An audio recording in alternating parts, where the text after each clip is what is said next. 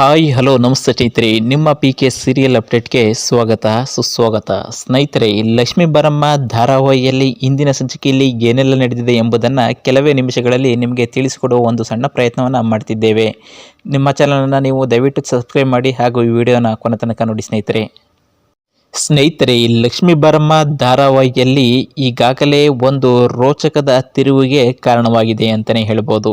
ಏಕೆಂದರೆ ಆ ರೋಚಕ ತಿರುವು ಏನೆಂದರೆ, ಜೈಲಿನಲ್ಲಿರುವಂತಹ ಕಾವೇರಿಯವರು ಮನೆಗೆ ಬಂದಿದ್ದಾರೆ ಎಂಬ ಸುಳಿವನ್ನು ಒಂದು ಪ್ರೋಮೋ ಮೂಲಕ ಇವತ್ತಿನ ಸಂಚಿಕೆಯಲ್ಲಿ ರಿಲೀಸ್ ಆಗಿದೆ ಅಂತಲೇ ಹೇಳ್ಬೋದು. ಸ್ನೇಹಿತರೆ, ಇದೇ ವಿಚಾರವಾಗಿ ಜೈಲಿನಲ್ಲಿದ್ದುಕೊಂಡೇ ಯಾವೆಲ್ಲ ಆಟಗಳನ್ನು ಆಡಬಹುದು ಮತ್ತು ಇವರು ಬಚ್ಚಿಟ್ಟಿರುವಂಥ ಒಂದು ಸತ್ಯವನ್ನು ತಿಳಿದುಕೊಂಡಿರುವಂತಹ ಕಾವೇರಿಯವರು ಈಗಾಗಲೇ ಕೋರ್ಟಿನ ತೀರ್ಪನ್ನು ಪ್ರಶ್ನಿಸಿ ಮತ್ತೆ ಅರ್ಜಿಯನ್ನು ಸಲ್ಲಿಸಿದ್ದಾರೆ.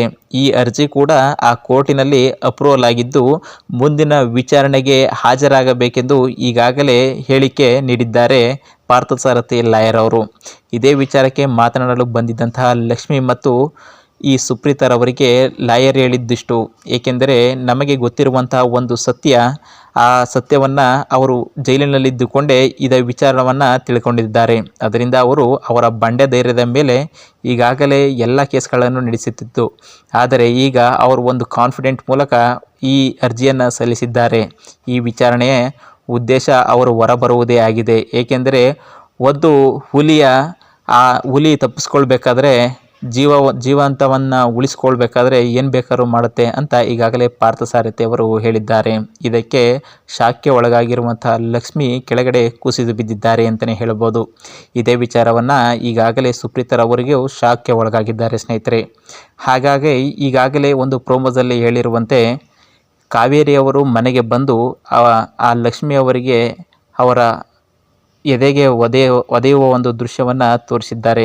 ಅದರ ಜೊತೆಗೆ ಎದೆಗೆ ಒದೆಯುವಂತಹ ಸಂದರ್ಭದಲ್ಲಿ ನಾನು ಯಾರು ಗೊತ್ತಾ, ನಾನು ಕಾವೇರಿ ಕಶ್ಯಪ್, ನಾನು ಎಷ್ಟೊಂದು ನನ್ನ ಸಂಸಾರಕ್ಕೆ ಮತ್ತು ನನ್ನ ಎದುರಾಳಿಗಳಿಗೆ ನಾನು ಹೇಗೆ ಬೇಕಾದರೂ ನನ್ನ ಆಟ ಆಡಿಸಬಲ್ಲೆ, ನನ್ನ ಮುಂದೆ ಯಾರೂ ಕೂಡ ಏನು ಮಾಡೋಕ್ಕಾಗೋದಿಲ್ಲ, ನಿನಗೆ ಆಯ್ತೆ ಮುಂದೆ, ನಾನು ಈಗಾಗಲೇ ಕಾವೇರಿ ಕಶ್ಯಪ್ ಆಲ್ರೆಡಿ ಈಚೆ ಬಂದಿದ್ದೇನೆ ಅಂತ ಜೋರು ಧ್ವನಿಯಲ್ಲಿ ಅವರ ಪ್ರೋಮೋ ಮೂಲಕ ಈ ವಿಡಿಯೋನ ರಿಲೀಸ್ ಮಾಡಿದ್ದಾರೆ ಸ್ನೇಹಿತರೆ. ಹಾಗಾದರೆ ಈ ವಿಡಿಯೋ ಮೂಲಕ ಮತ್ತೆ ಏನಾದರೂ ಕನಸು ಕಂಡಳ ಲಕ್ಷ್ಮಿ? ಏಕೆಂದರೆ ಈಗಾಗಲೇ ಕುಸಿದು ಬಿದ್ದಿದ್ದಾಳೆ ಅಂತಲೇ ಹೇಳ್ಬೋದು.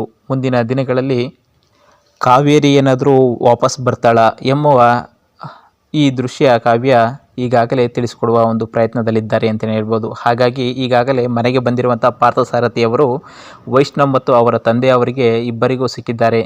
ಏನು ಇದು ಅಪೋನೆಂಟ್ ಲಾಯರ್ ನಮ್ಮ ಮನೆಗೆ ಬಂದಿದ್ದಾರಲ್ಲ ಅಂತ ಅವರು ಪ್ರಶ್ನೆ ಮಾಡಿದ್ದಕ್ಕೆ ಹಾಗೇನಿಲ್ಲ, ಈಗಾಗಲೇ ನಾನು ಕೀರ್ತಿಯವರನ್ನು ನೋಡಿಕೊಂಡು ಹಾಯ್ ಹೇಳೋಣ ಅಂತ ಬಂದೆ ಅಂತ ಹೇಳ್ತಾರೆ. ಹಾಗಾದರೆ ಮತ್ತೆ ಸಿಗೋಣ ಅಂತ ಹೇಳ್ತಾರೆ. ಅದಕ್ಕೆ ಮತ್ತೆ ಸಿಗೋಣ ಅಂದ ಸಂದರ್ಭದಲ್ಲಿ ಮತ್ತೆನಾ ಅಂತ ಹೇಳ್ತಾರೆ.